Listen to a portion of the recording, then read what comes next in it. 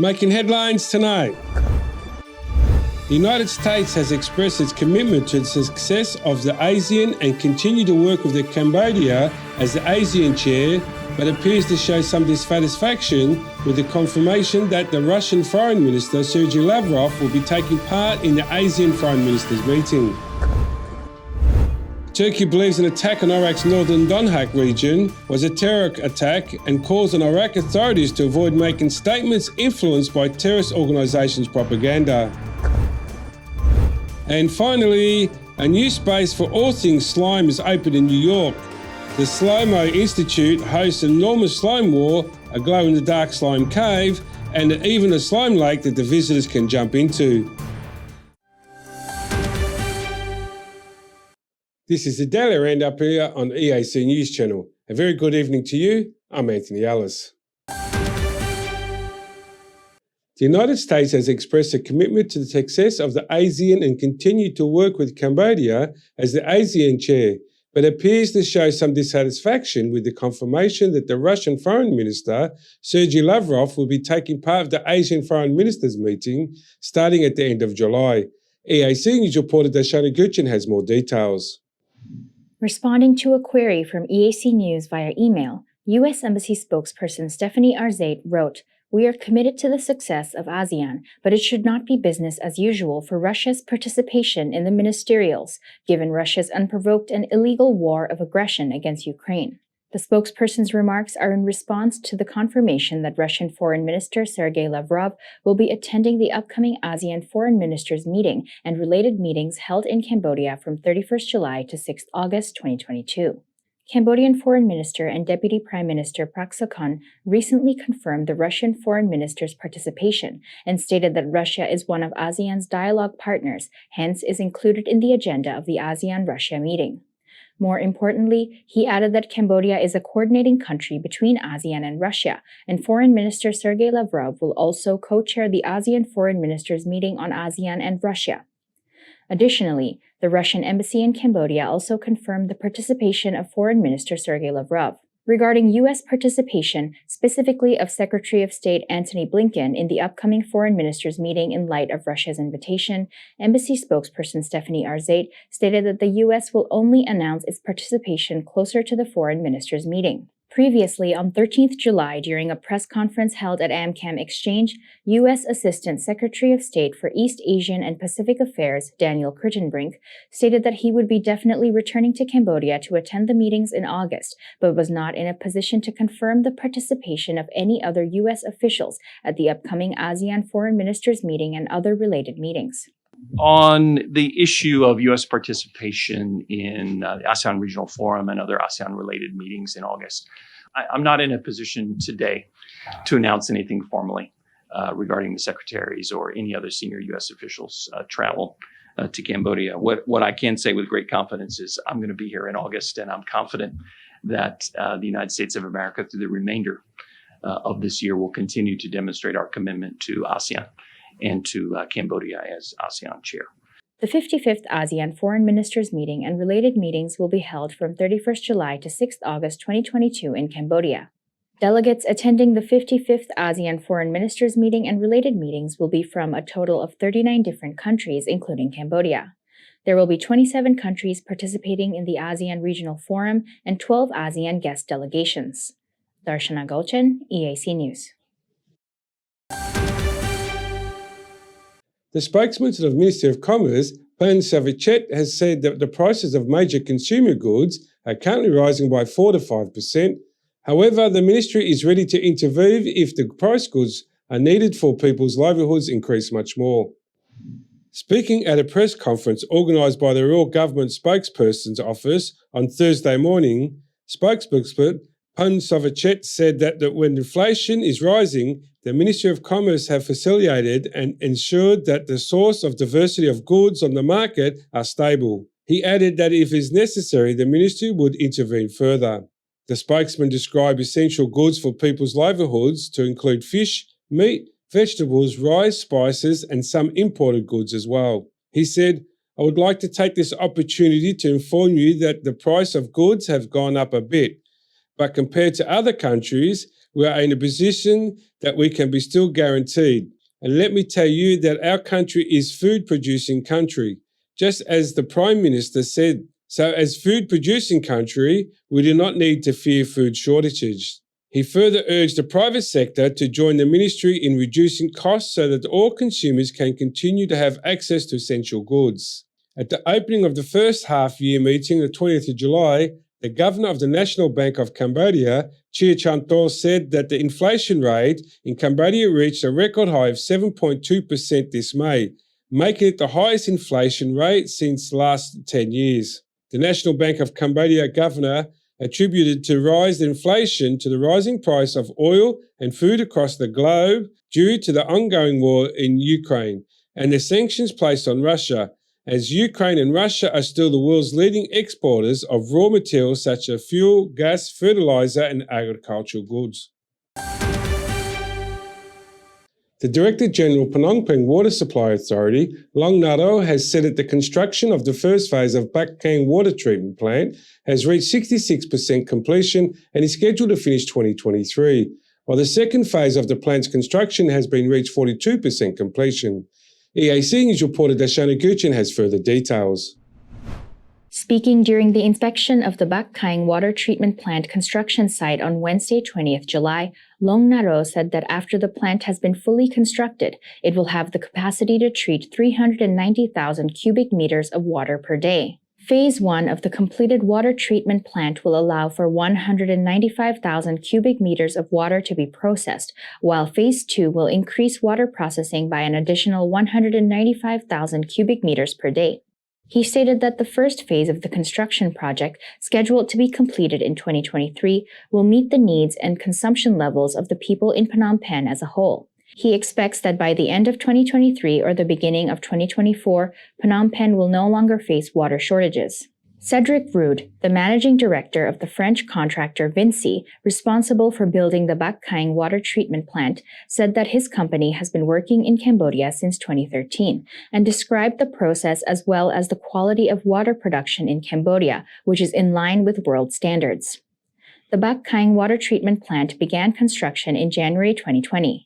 The Phnom Penh Water Supply Authority is optimistic that from 2023 onwards, it will have the capacity to produce a total of 1 million cubic meters of clean water per day to fulfill the lack of clean water in Phnom Penh and Tak Mau. Darshana Gauchan, EAC News.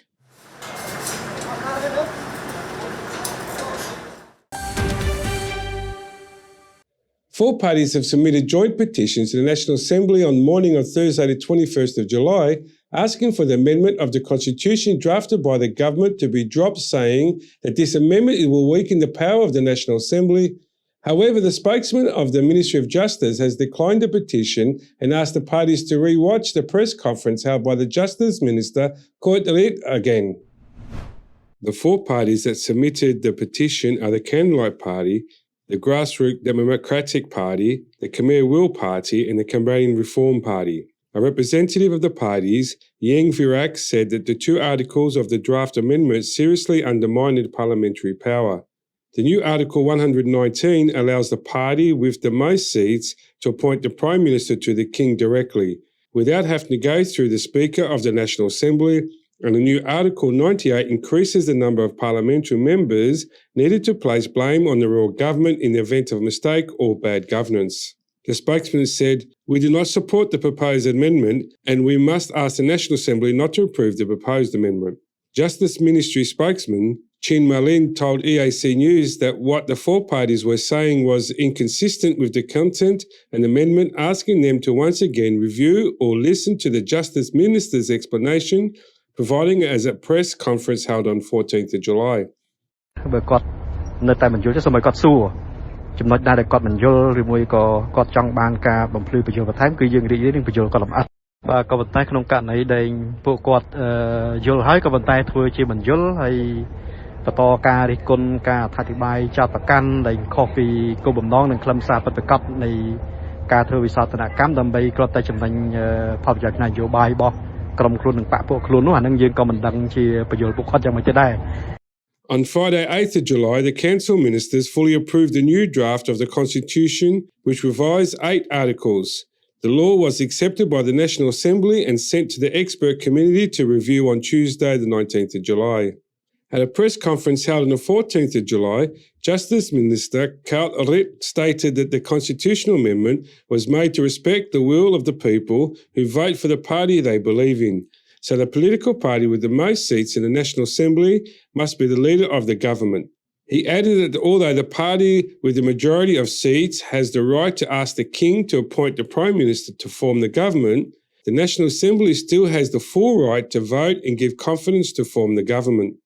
គឺចាត់តាំងវរៈជនមួយរូបធ្វើជានាយករដ្ឋមន្ត្រីហើយវរៈជនមួយរូបនេះគាត់ទៅផ្គូផ្គងនៅសមាជិកសភាផ្សេងៗដើម្បីបង្កើតជារាជរដ្ឋាភិបាលប៉ុន្តែគ្រាន់តែផ្គូផ្គងបានជាបញ្ជីទេមិនទាន់ចេញជាគណៈរដ្ឋមន្ត្រីទេតើតែយកទៅឆ្លងរដ្ឋសភាហើយរដ្ឋសភាបោះឆ្នោតផ្ដល់សេចក្តីទុកចិត្តតាមមតិភាគច្រើនដាច់ខាតទើបគណៈរដ្ឋមន្ត្រីនេះអាចត្រូវបានតែងតាំងដោយព្រះមហាក្សត្រតាមរយៈព្រះរាជក្រឹត្យ ចុះអំណាចរដ្ឋសភានៅកន្លែងណាអំណាចរដ្ឋសភាគឺនៅកន្លែងបោះឆ្នោតដើម្បីផ្ដល់សេចក្តីទុកចិត្ត 50% បូក1គឺជាអំណាចរបស់សភាក្នុងរបបសភានិយមគឺអំណាចនៅកន្លែងហ្នឹងឯង He also stated the amendment of Article 98 is to make the rules and regulations in line with the basic principles of the Constitution. He underlined that the current amendment to the Constitution was necessary to ensure the smooth functioning of state institutions, to maintain stability and peace, fill the gaps of constitution, and uphold the fundamental principles of liberal multi-party democracy, the principles of the constitution monarchy, and the ruling regime of Cambodia.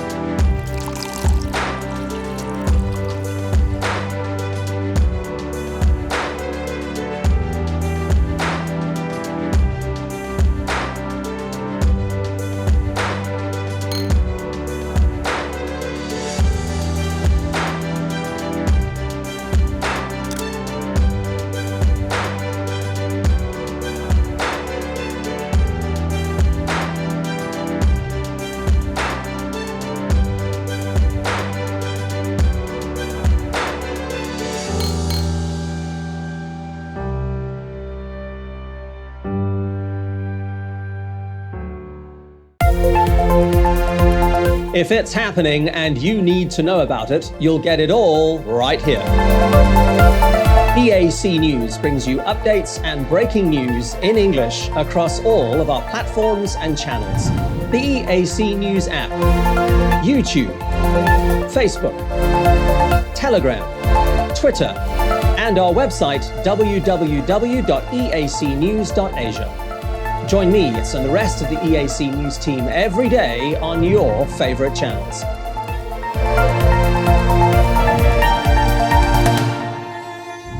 EAC News, Cambodia made clear.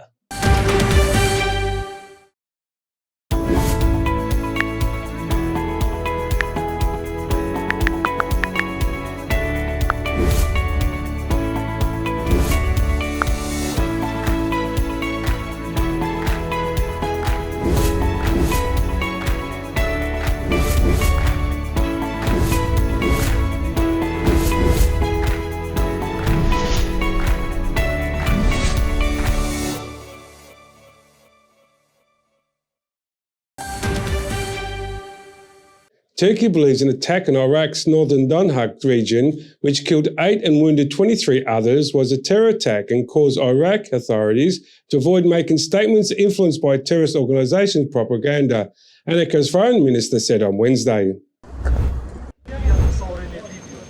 Iraq's foreign minister visited the site of a strike on a mountain resort in the northern province of Dohuk that killed 8 tourists and injured 23. Iraq's government said it will call back the Iraqi charge d'affaires in Turkey for consultation after accusing Ankara of carrying out the strike in Zakho, a city on the border between Iraq's Kurdistan region and Turkey, state news agency INA reported. Turkey has refuted these claims, saying the attack was a terror act. Speaking at the scene of the attack, Fuad Hussein said all Iraqi representatives held a unified position regarding this tragedy. "We have big problems in Iraq, political problems, but there is a unified position among all the representatives of the Iraqi people," he said. "Until now, the information that we received is that there was a bombing of this safe touristic site, artillery, and this calm, beautiful touristic village was hit." Protesters clashed with police outside the Turkish embassy in Baghdad, while south of the capital in Najaf, protesters hung signs calling Turkish President Tayyip Erdogan a terrorist. The top United Nations envoy to Iraq condemned the attack in a statement published on Twitter and called for an investigation. Washington are monitoring the situation following a shelling that killed civilians in northern Iraq, State Department spokesperson Ned Price said, declining to comment in detail while information emerges on the strike. In a regular press briefing, Price reiterated the U.S. position that military action in Iraq should respect Iraqi sovereignty and territorial integrity, and emphasized the importance of ensuring civilians are protected. Prime Minister Boris Johnson addressed Parliament at his last appearance during the Prime Minister's questions on Wednesday, the 20th of July, as the fight for his job is down to 2, Sunkak and Truss.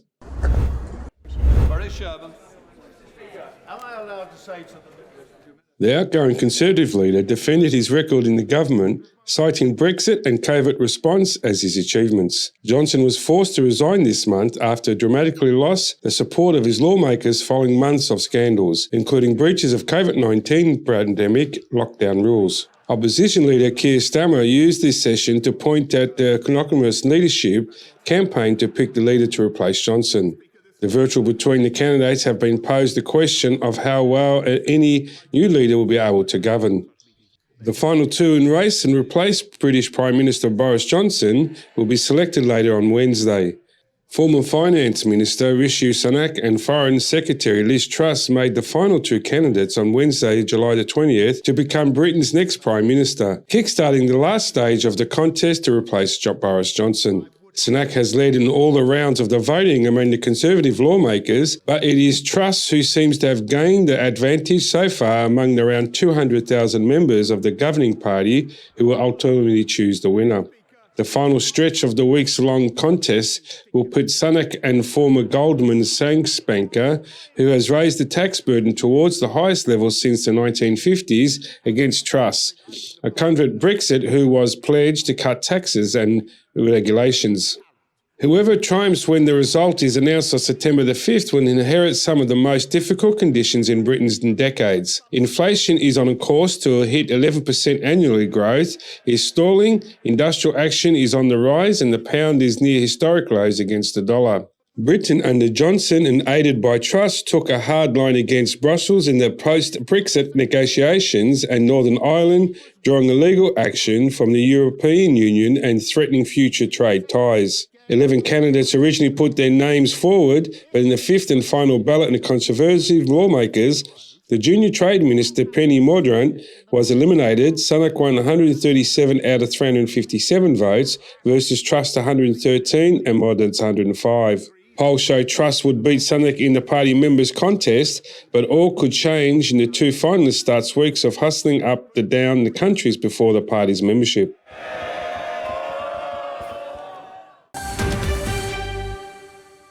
Foreign Minister Sergei Lavrov told state news agency RIA Novosti on Wednesday that Russia's military tasks in Ukraine now go beyond the eastern Donbas region.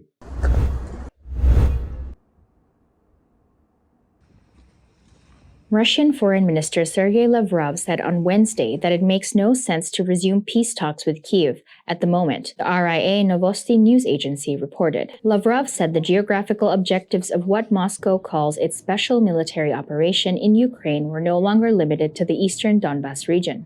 Lavrov also said Moscow's objectives will expand further if the West keeps supplying Kyiv with long-range weapons, such as the US-made high-mobility artillery rocket systems. That means the geographical tasks will extend still further from the current line, he said. Ukrainian armed forces said on Thursday they had killed 111 Russian soldiers in the south and east over the past day, as comments from Russia's foreign minister showed the Kremlin's goals had grown during the 5-month war. Russia's invasion has killed thousands, displaced millions, and flattened cities, particularly in Russian-speaking areas in the east and southeast of Ukraine. It has also raised global energy and food prices and increased fears of famine in poorer countries, as Ukraine and Russia are both major grain producers. The United States estimates that Russian casualties in Ukraine so far have reached around 15,000 killed and perhaps 45,000 wounded, CIA Director William Burns said on Wednesday. Meanwhile, concern that Russian supplies of gas sent through the biggest pipeline in Europe could be stopped by Moscow prompted the European Union to tell member states to cut gas usage by 15% until March as an emergency step.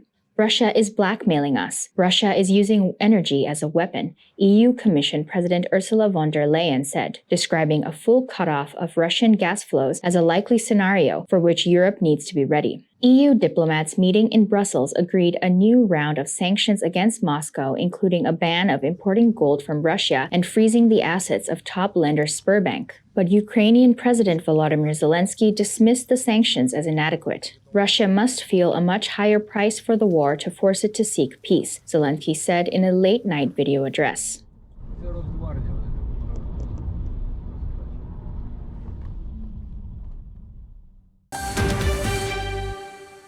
And finally, a new space for all things slime has opened in New York. The Slow-Mo Institute hosts an enormous slime wall, a glow-in-the-dark slime cave, and even a slime lake that visitors can jump into.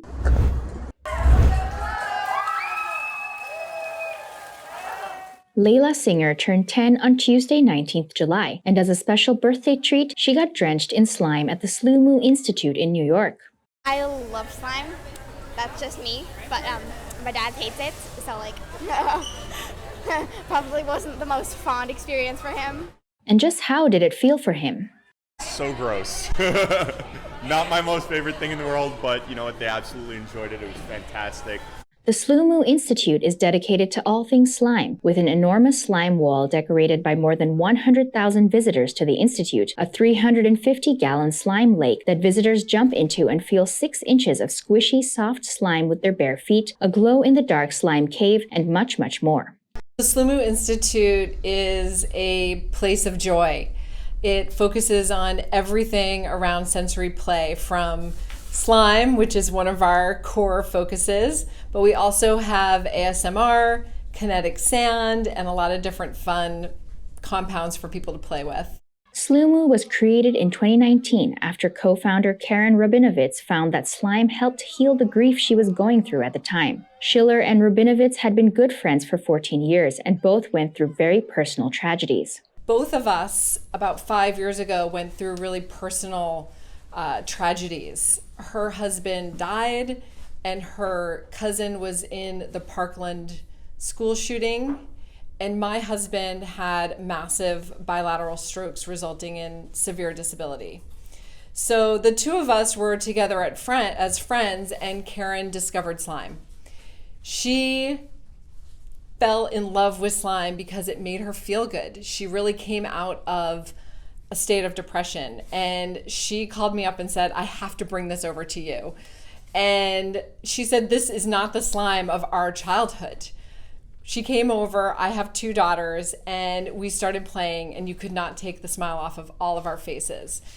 Schiller said slime brought them out of their grief because playing with the slime centered them. She and Rabinovitz realized that they wanted to bring this joy to everyone, to families, to adults, and to give people permission to play and have fun. Slime starts with a glue base, and ingredients like lotion or clay are added to make it silky or soft. Schiller said slime taps into all of your senses, and the sense of touch is proven to release endorphins and to make your brain feel good. Most of all, she emphasizes that slime is for everyone. One of the hallmarks of Slow-Mo Institute is that we're an inclusive space for everyone. We have a really diverse group of guests who come in, and we have a really diverse workforce. So we have a neurodiverse workforce that's really important to us. So we're bringing together people from all walks of life, and they're coming together around slime and play.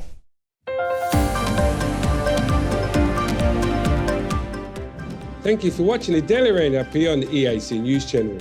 For more breaking news and updates, check our website eacnews.asia or search EAC News on Telegram, Smart TV or your favourite app store. More from the EAC News team tomorrow night at 8 p.m. We'll see you then.